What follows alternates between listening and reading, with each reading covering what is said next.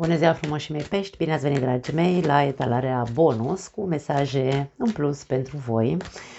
Fără limite de timp, această etalare, când găsiți titlul, dacă vă atrage atenția, pot exista mesaje pentru voi. Așadar, această etalare este valabilă pentru toți cei care au soare, luna, ascendent sau Venus în zodia peștilor și vă recomand să vedeți etalarea unde voi aveți ascendentul, luna sau Venus, pentru a beneficia de mai multe mesaje. Începem. 3 mesaje din acest minunat oracol, în principiu, să vedem care sunt,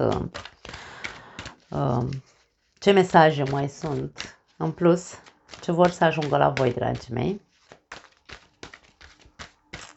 Ok, avem aici pregătit primii pași. Wow, pești, la treabă, treceți la treabă, faceți primii pași. Vi se spune că e momentul să faceți,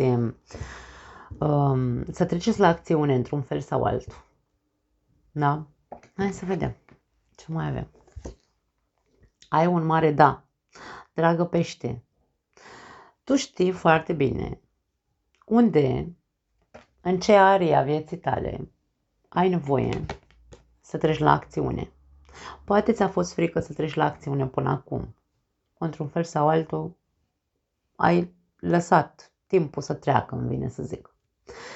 Știi unde e nevoie de acțiune din partea ta? Răspunsul este da. Este foarte ok să faci acei pași. Este foarte ok să îndrăznești acum. Acum, în perioada în care tu vei vedea această etalare, insist, da? Și a te lăsa în voia lui Doamne, cum zic eu câteodată. Aici mie vine să spun că un fel de risc. E ca și cum ți se spune, ok, îndrăznește odată, da? Aici avem un da. Îndrăznește odată să treci la acțiune, fără să stai cu gândul la cum să fie rezultatul. Da? Aici e ca și cum eu trec la acțiune și văd. Pentru că aici am credință, am încredere, aici avem mâna Universului, dacă vrei, care încearcă sau de multe ori a încercat, Doamne, să se întindă o mână de ajutor și tu n-ai apucat-o, da? Ai tot tărăgănat într-un fel sau altul și aici, dacă tu știi că până acum ai tărăgănat pentru că ți-a fost frică de rezultat, aici, dacă tu ai credință și zici, ok, eu mă duc, fac pasul ăsta și mă las, văd unde mă duce. Mare credință aici trebuie să ai. Să nu cauți tu cum să nu cauți rezultatul acestei acțiuni. Pur și simplu zi da, acțiuni și atât. Cam asta e ceea ce ne spun aceste 3 mesaje. Hai să vedem ce avem la capătul cărților. A dat drumul, aici e vorba despre, unii dintre voi probabil că este vorba de renunțarea, da? E îndrăzneala de a face primul pas, de a ieși de undeva, de a te rupe de ceva, de cineva, de o situație, de un eveniment, de o problemă, de o persoană, da?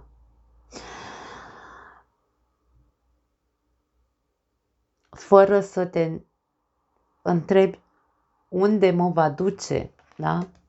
Nu te întreba unde te va duce această acțiune, pentru că în momentul în care reușim să dăm drumul, pentru că situația, persoana sau ce evenimentul respectiv te trăgea în jos, aici avem o persoană foarte luminoasă, aici ești tu care vroiai să ajungi departe sau vroiai să trăiești liber, să trăiești în felul tău, aici acea situație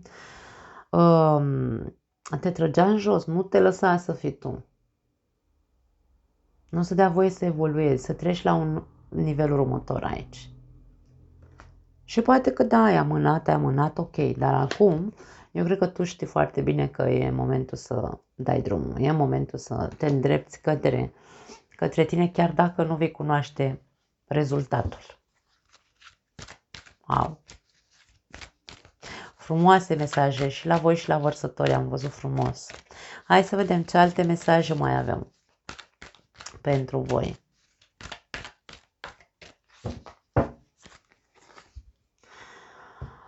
Wow! Fii cea mai bună versiune a ta, ne spune acest mesaj. Fii cea mai bună versiune a ta. Nu voi citi mesajul de pe spate, mă las inspirată doar de ce mi arată, de ce îmi transmite în momentul de față această imagine.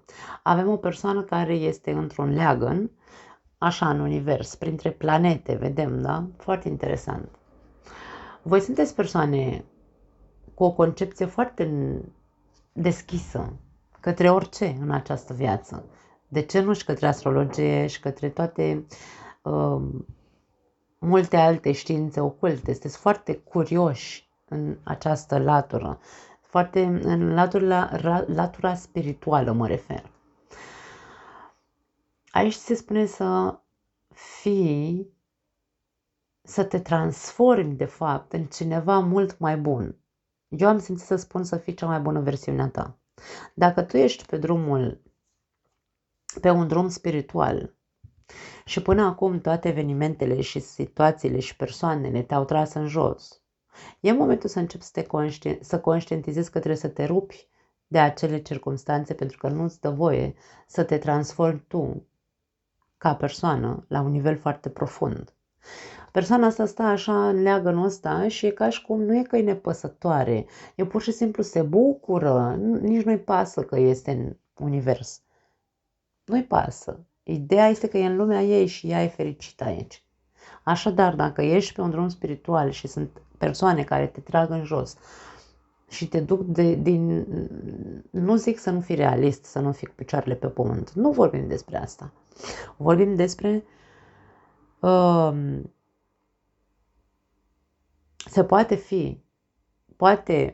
o persoană poate fi cu picioarele pe pământ și pe un drum spiritual în același timp. Da? Așadar, aici e vorba despre a te transforma în acea persoană mult mai bună decât ești. Dar nu bună în sensul de a face bine, ci bună pentru tine. Da? Să te bucuri tu de tine, să fii tu însuți cu adevărat. De-aia am simțit la început să transmit mesajul fii cea mai bună versiune a ta. Alege să te împuternicești. Deci aici vorbim despre tine. Tu trebuie neapărat în această perioadă, cel puțin aceste mesaje vor să-ți spună că e momentul să te îndrepți către tine. Trebuie să ajungi să fii cea mai bună versiune a ta. Trebuie să ajungi să fii din nou tu cel care face ce vrea mușchiul lui în viața lui, cum ar veni. Avem o persoană care își pune pălărie peste pălărie aici. Și nu-i pasă, probabil, ce zic ceilalți. Pălării de tot felul, toate culorile, de toate...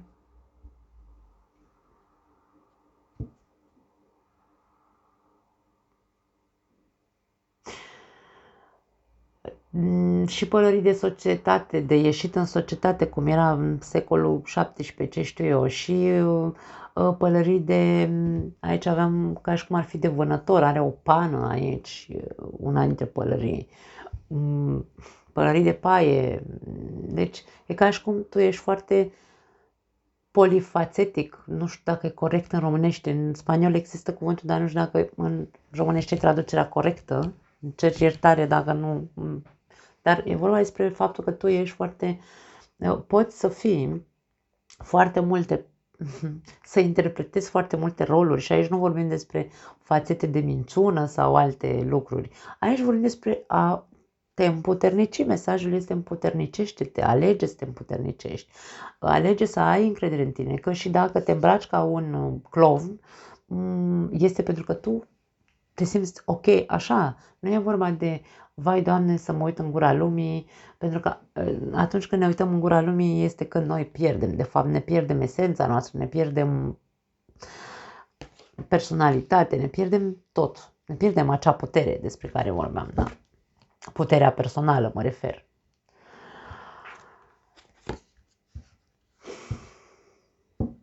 Petreceți ziua cu Dumnezeu. Sunteți una dintre multele persoane cărora le-au căzut acest mesaj. A petrece ziua cu Dumnezeu nu vrea să ne spună să stai în genunchi să te rogi de dimineață până seara. Dacă tu te simți bine făcând asta, Doamne ajută, fă în continuare. Ideea este că e vorba despre a petrece timp în liniște. Dumnezeu înseamnă liniște, Dumnezeu înseamnă iubire, Dumnezeu înseamnă conectare cu tot ce există în jurul nostru. Vedem aici ca și cum imaginea unui soare, să zicem așa. Această persoană e înconjurată de sori, așadar, e conectată, are o lumină de sus care vine și într-un fel sau altul, nu o învăluie, dar cade pe această persoană. E momentul să începi să te reconectezi din nou cu divinitatea, mine să spun, sau cu latura ta spirituală și divină din tine. Toți avem Dumnezeu există în noi, da? Dumnezeu nu ăla care ne-a zis nouă popa că e cu barbă și stă așa în cer și zice, tu ai făcut așa mare păcat, o să te duci în iad. Nu ăla. Dumnezeu ca energie de iubire, pentru că asta reprezintă Dumnezeu, iubire. Reconectează-te cu acea iubire imensă și divină care există în tine.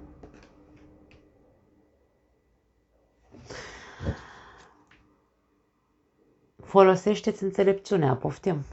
Deci aici vorbim despre, mulți dintre voi sunteți îndemnați, mesajele merg către acolo.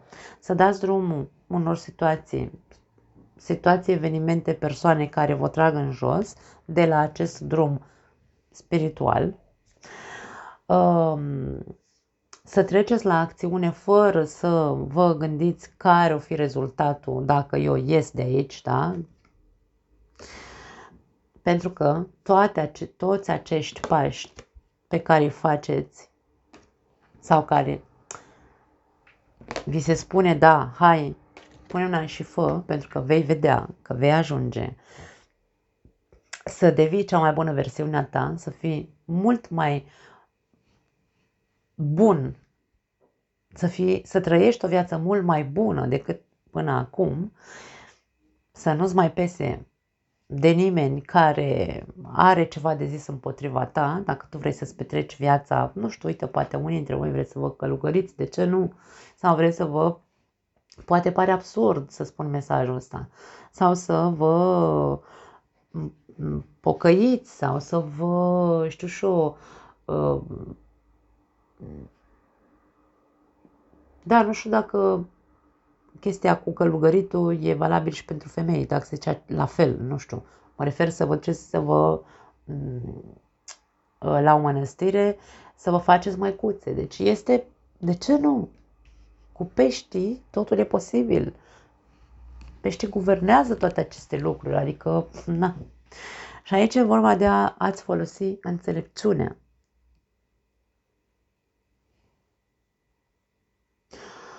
Ați folosi înțelepciunea ca să știi ce este pur pentru tine, care este drumul tău. Aici avem o persoană care are o lumânare, care iluminează calea, care o are deschisă în fața ei. Avem culoare albă aici, puritate, avem culoare mov, spiritualitate, avem culoare galbenă, dorință. Ce ți-ai dorit tu până acum și nu ți-ai dat voie să faci? Nu neapărat din punct de vedere spiritual, atenție, orice care pentru tine înseamnă pace, liniște și de ce nu, muncă personală pentru a deveni din ce în ce mai bun. Folosește-ți acea înțelepciune ca să poți să ajungi acolo, să fii din ce în ce mai bun și să-ți trăiești viața așa cum vrei, fără să-ți pese dacă cineva te judecă sau nu. Foarte tare, wow! Hai să vedem. Îngerii iubirii, ce vor să vă transmită din punct de vedere al amorului, nu?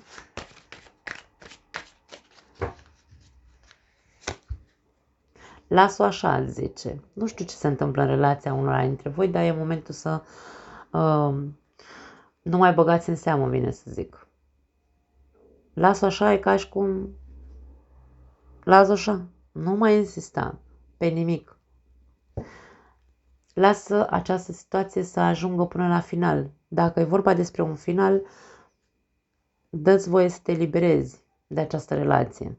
Dacă o relație, pentru unii dintre voi, relația, practic, este plină de probleme, aici se spune lasă-o așa pentru că vei vedea că va ajunge la un final, la un moment dat. Nu mai insista să rămâi agățat, pentru că aici poate că tu încerci să rămâi agățat în relația asta sau te-ai agățat de relația asta și e momentul să dai drumul relației, să ajungă la un final.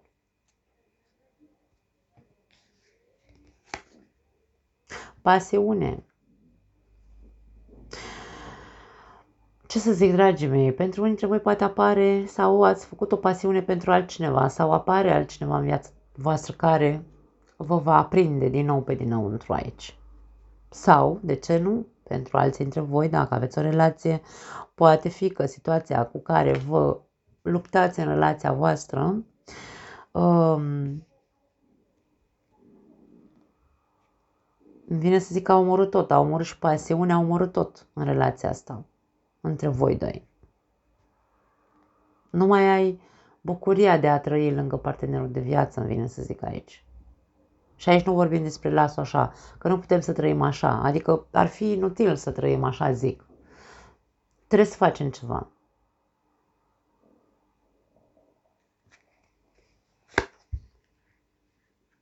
Merită să aștepți.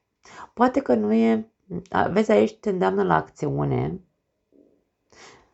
acțiune către tine, pentru ca tu să fii cea mai bună versiune a ta, să îți recuperezi puterea personală din nou, să crezi că poți să trăiești viața și chiar dacă aici ești într-o relație, bineînțeles, dar trebuie să înveți să trăiești conectat cu tine, să nu-ți mai pierzi puterea personală, să fii mult mai înțelept în comportamentul față de persoana de lângă tine. Pentru că aici se spune să o lași așa, chiar dacă poate a dispărut atracția, pasiunea între voi, sau poate altcineva te atrage într-un fel anume, nu te mai atrage partenerul de viață sau dacă se poate citi invers, viceversa. Și aici se spune, merită să aștepți. Aici ca și cum tu pune-te pe tine pe picioare, împuternicește-te din nou, fii tu cea mai bună versiune a ta în relația asta și dă timp. Nu e vorba de acțiune de a ieși din relație, nu, aici se spune ok, merită să mai aștepți, pentru că încet, încet relația asta vei vedea că va ajunge la o finalitate. Nu neapărat că se rupe, ci ceva trebuie să se termine aici între voi.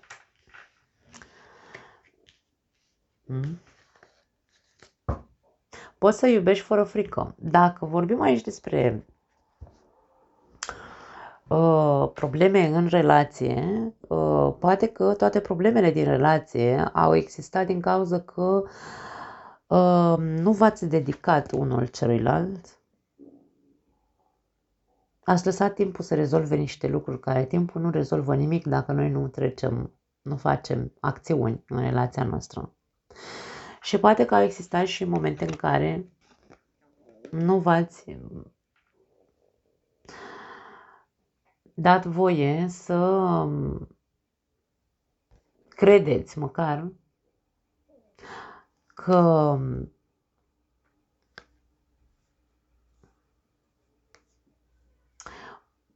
aici poți să iubești fără frică, e mesajul. Și aici jos scrie așa: deschideți inima pentru a da și a primi energia cea mai elevată dintre toate. Așadar, e vorba despre o reciprocitate. Nu v-ați dat voie să vă deschideți din punct de vedere emoțional, nici voi, nici celălalt. Și normal că pasiunea a murit aici. Dar ceva trebuie să se termine. Poate că se termină asta, poate ne dăm seama amândoi, da? Aici reciprocitate, ne dăm seama amândoi că nu se mai poate așa și că trebuie să facem ceva. Da? Pentru cei singuri ar putea aici să ne spună aceste mesaje că dacă tu ai făcut o pasiune pentru cineva sau te atrage cineva în momentul de față, aici e ca și cum, ok, dă-ți voie să existe persoana asta în viața ta, obișnuiește-te într-un fel sau altul cu faptul că te atrage foarte tare persoana asta, dar dă-ți și timp.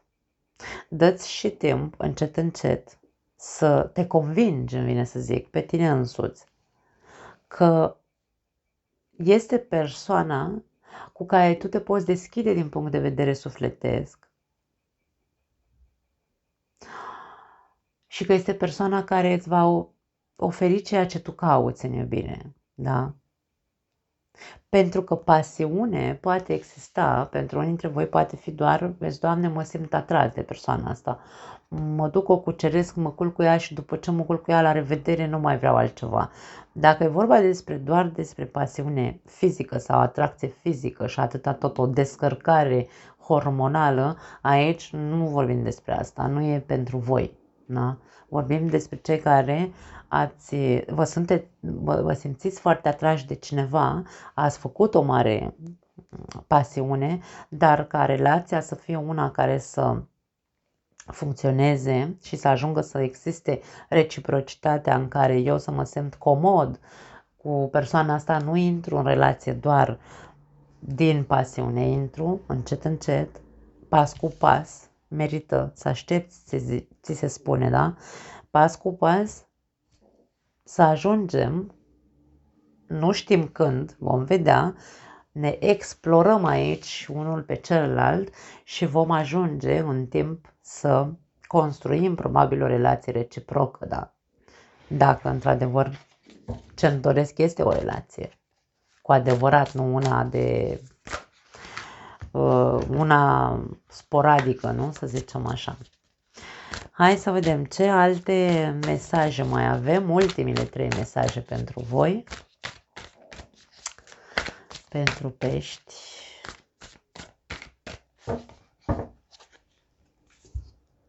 Rege de spade avem aici. Regele de aer. Vine cu mesajul cult, adică e o persoană cultă, inteligentă, obiectivă, da? Sau, da, obiectivă, clară, foarte clară și foarte respectabilă. Interesant. Dacă se referă la tine, această persoană,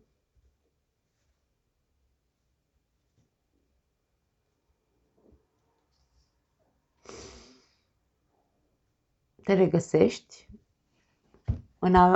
în aceste mesaje ca fiind o persoană obiectivă și respectabilă.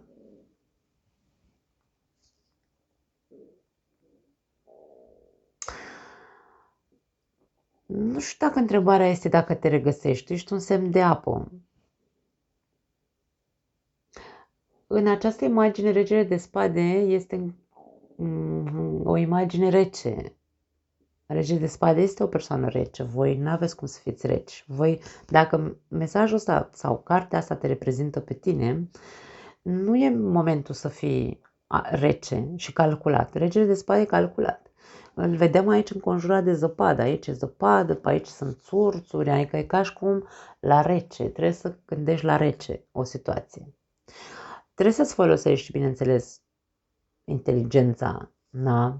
Și obiectivitatea și, știu și eu, să te gândești la rece cumva să-ți fie bine, un fel de egoism aici, ca și cum. Dacă mesajul ăsta vrea să spun că tu trebuie să intri în energia asta, trebuie să fii obiectiv ca să poți să-ți dai seama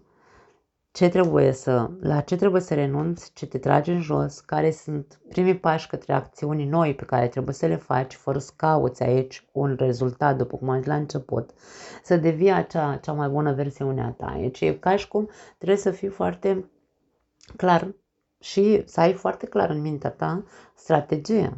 Pentru că dacă vorbim de o persoană care are mintea foarte clară, vorbim de o persoană care, bineînțeles, se respectă pe ea însăși și știe ce merită. Aici avem o persoană super elegantă. E ca și cum ar fi un avocat, da? Ca și cum, doamne, mă uit la mine și zic, stai puțin, că eu, cine sunt eu în viața mea?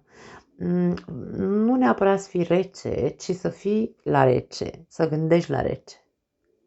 Pentru alții dintre voi, poate aici mesajul ăsta reprezintă, sau cartea asta reprezintă o altă persoană. Dacă tu ai făcut, dacă ești singur, mai ales aici, dacă ai făcut pasiune sau te atrage o persoană de genul ăsta,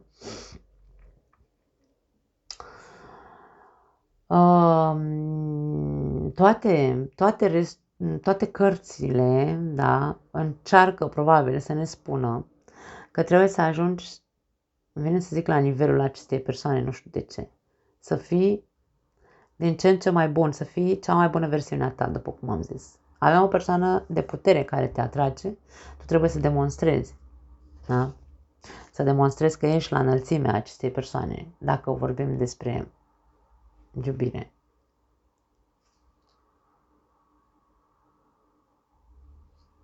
Da, asta simt. Pentru unii dintre voi poate fi și o rezolvare a unei situații. Regele de spade este regele, mie îmi place să zic, judecătorul suprem. Poate că aveți nevoie să rezolvați o situație și puteți să o rezolvați dacă vă prezentați așa foarte clar.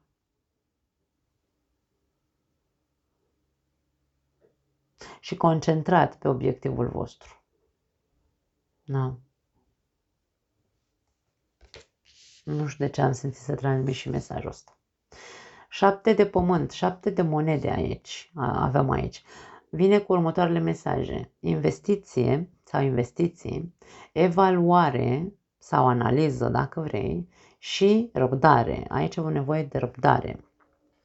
Dragii mei, sunt mesaje mixte la voi. Nu este o povestioară legată de la cap la coadă. Sunt mesaje mixte. Pentru unii dintre voi aveți nevoie să fiți foarte atenți, să evaluați o anume situație din viața voastră care are nevoie de o investiție din partea voastră. Poate că tu trebuie să faci mai multe investiții, de ce nu în tine, sau uite, de ce nu în a avea niște studii superioare, de ce nu, pentru a ajunge la înălțimea unor standarde. Aici e vorba despre niște standarde, despre niște rezultate pe care tu ți le dorești în ceea ce te privește și pentru asta trebuie să faci investiții cu foarte mare claritate, cu mintea foarte la rece, după cum am zis, și cu, de ce nu, cu un obiectiv foarte clar. Pentru ce vrei tu să ajungi foarte sus. Ca să ajungi foarte sus, știm cu toții că există niște scări pe care trebuie să le urmăm, să le urcăm, ca să putem să ajungem acolo. Dar pentru asta avem nevoie să investim timp, bani, ambiție, da? Și așa mai departe. Evaluează foarte bine ceea ce îți dorești, că, de ce nu, rezultatele pot fi pe măsură. Bineînțeles că totul se va întâmpla în timp. Aici e vorba despre răbdare, trebuie să fii conștient că trebuie să ai și răbdare. Să fii obiectiv, să fii foarte clar și să ai răbdare în același timp, ca să poți să vezi rezultatele peste câteva luni de zile. 5 de pământ, 5 de monede, nu-ți fie frică, 5 de monede este o carte a fricilor.